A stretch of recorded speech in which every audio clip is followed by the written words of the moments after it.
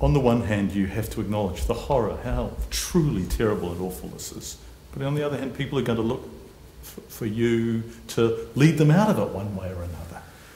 Yeah, I guess so. And I think, well, you know, I was asked to talk about the earthquake perhaps in the days just after, but really I didn't see that as my place there. People that knew what they're doing, the experts and that you know, and people like the Mayor and John Key, they're the leaders that needed to get that under control. But I think from now on, the initial part's out of the way, and you've got to be careful because there's families that are grieving for lost loved ones and stuff, and there's still people who haven't been found. But there will come a time where we've got to look forward and try and work out a way to get things back to as normal as possible. And you know, I guess the rugby's, you know, from a pride point of view of seeing a bit of normality, that's where we can have an influence, along with a lot of other people around the city. That, you know, if that attitude hopefully will, and I already see it, you know, that people are positive about, you know, we'll get this city back up and running, you know, before long, and you get that attitude, people will sort of buy into it, and it won't take away what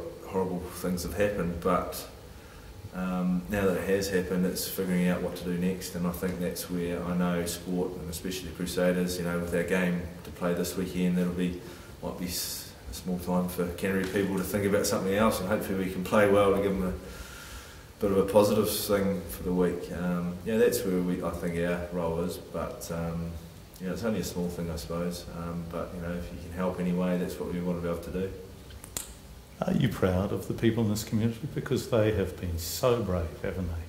Oh, there's no doubt, and it brings the community close together too. Like, I just think in my neighbourhood where I knew my neighbours, but I didn't know them that well, to be honest, and we were around there the next day, and everyone was out shoveling, and you actually got to know them a lot better and helping each other out. And just that little example, I suppose, yeah, people just willing to do anything to help, and 99.9% of people are like that. And I think when you get tough times, you see the good people come out, and that's certainly what I've seen. And I think the big thing is going to have to happen for a lot longer. You know, it's not just stop now after the initial shock of it.